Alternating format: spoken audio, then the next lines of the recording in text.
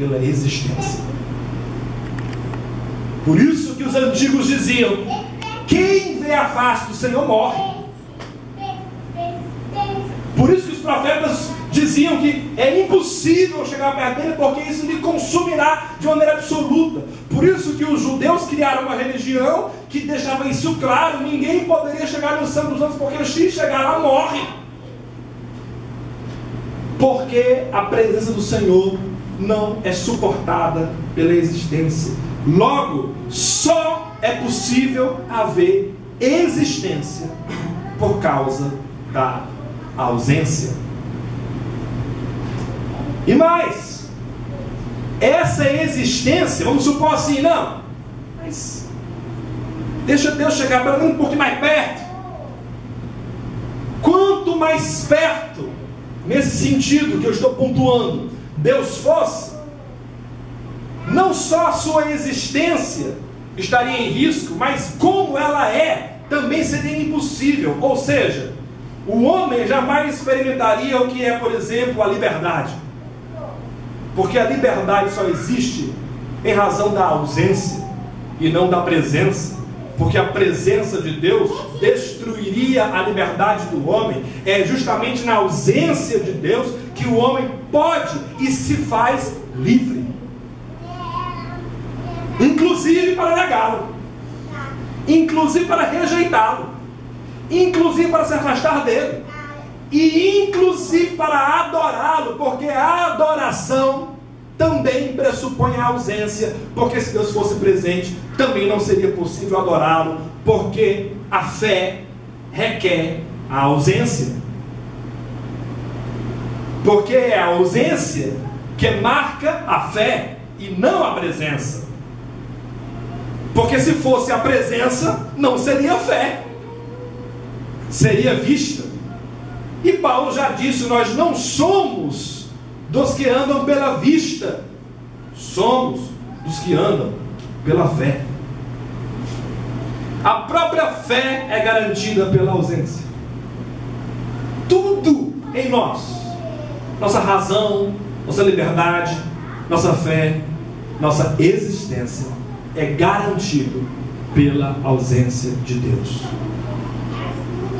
Esse é o projeto de Deus, que você seja. E para você ser, Ele precisou se ausentar. Por isso a resposta à pergunta: por que Ele se ausenta? Porque Ele nos ama. E se você está achando ainda um pouco estranho engolir essa mensagem, eu vou lhe dar um exemplo mais simples, e que talvez, se você entender, você pode transferir para Deus o modelo. Quantos são pais aqui? Por favor, levante a mão. Pais de pessoas, né? Muitos pais. Quase todos. Acho que a maioria aqui já é pai ou mãe. Qualquer um que já tem um filho um pouquinho mais velho, não é o caso do Luiz, ele deixa lá, Luiz ainda está naquela fase de o filho não ter liberdade. Ele ainda é o pai presente. Ele ainda é o pai que está totalmente junto com o menino. Ah, o menino caiu, não pode cair, o menino não pode fazer nada, está naquela fase de tanta proteção. Só que esse menino daqui a pouco já está firmando os joelhos. E já está, né? E ficando de pé. Qual é a única possibilidade desse menino andar? Se o Luiz e a Rosa soltarem os braços do menino. Senão ele não anda. Entende o que eu estou dizendo? Qualquer pai sabe que se ele quer um filho adulto e sadio, ele vai ter que se ausentar. Não há como produzir seres humanos adultos, conscientes e sadios com a presença dos pais, sufocando a liberdade e a existência dos filhos. E eu estou falando de humanos. Se o Luiz é capaz de fazer isso na vida de um filho, se ele não se ausentar no momento adequado, imagina Deus se Ele não se ausentasse. Nós não seríamos coisa alguma. Nós não seríamos coisa alguma. É por amar a minha filha, por exemplo, a minha filha mais velha de 15 anos de idade, que quinta-feira passada, no meu sofá, depois de 15 anos criando aquela menina, eu disse: vá, minha filha, vá. E ela pega na malinha, tirando o último resquício de roupa que tinha lá em casa, e indo. Fui lá para a casa da mãe. Tomou uma decisão. Eu tenho força e pulso suficiente, quem me conhece sabe disso, bater o pé e dizer: não vai, não vai ficar aqui. Para que eu ia fazer isso? Para que eu ia retirar da minha filha a possibilidade de ela já decidir algo sobre a vida dela? Se eu quero justamente é que ela aprenda a fazer isso, eu preciso me ausentar. Por amor é necessário a ausência. Por amor é necessário a ausência. E o que é um homem de fé diante disso? Será que é o que vê uma sarça ardendo? Colunas de fogo, mares se abrindo, rochas saindo água, exércitos vencidos, água virar vinho, pesca milagrosa, ressurreição de mortos? Não. Um homem de fé não anda por vista, não anda pelo que vê.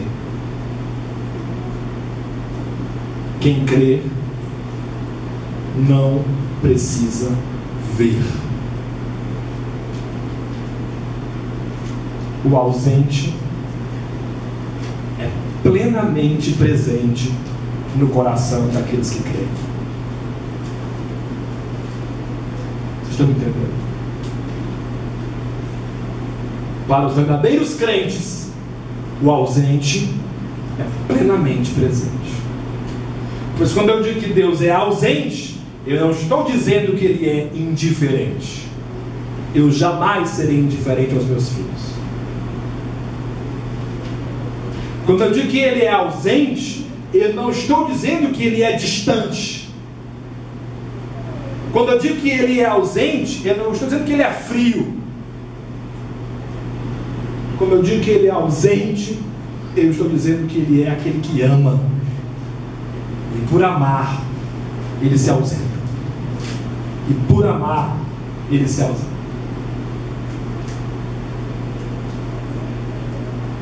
Eu, por exemplo, nunca vi a Deus. Até porque se eu tivesse visto, só tinha duas possibilidades: eu era doido, esquizofrênico em alto grau, né? Ou eu estava fazendo Deus mentiroso. Como o próprio apóstolo João diz, que muitos fazem de Deus um mentiroso, ao dizer uma coisa que ele já dizendo que não pode. Eu nunca jamais vi a Deus, mas eu sei que Ele vive em mim. A sua ausência está em todos os lugares. Olha a frase que eu acabei de dizer. A sua ausência está em todos os lugares. E glória a Ele por isso. Como é que eu sei que a ausência dele está em todo lugar? Porque agora eu estou tendo a possibilidade de andar aqui para frente. Não, peraí que eu vou andar agora aqui para trás.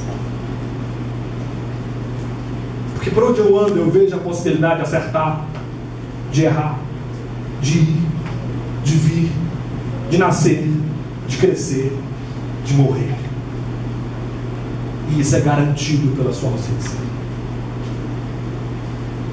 O ausente que ama, logo entre nós só pode estar revelado no amor.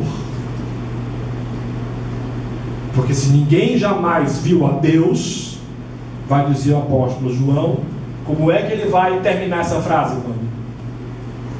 Você está com ela aberta aí? Se alguém afirmar, eu amo a Deus, mas odiar seu irmão é mentiroso.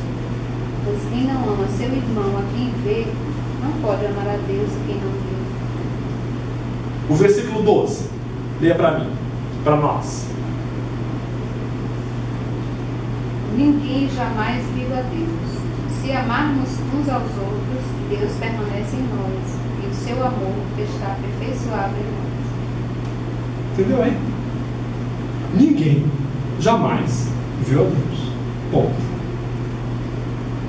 Porém, entretanto, se amarmos uns aos outros, Deus permanece em nós. E o seu amor está aperfeiçoado em nós.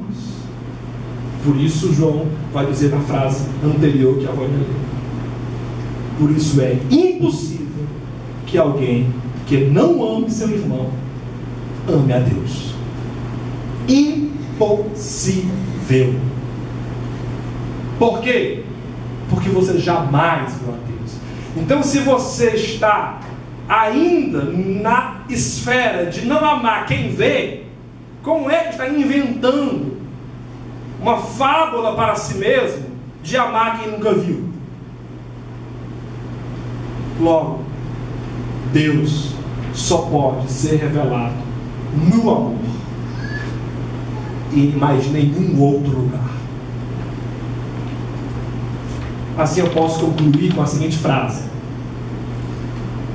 o Deus transcendente, imanente, transparente, é também o Deus ausente. E assim é tudo, em todos, por todos e por meio de todos. Eu fiz uma poesia para concluir essa minha mensagem sobre esse tema. Quero ler para vocês aqui, se eu achar. Mas eu achei bonita essa música. Na verdade, eu achei mais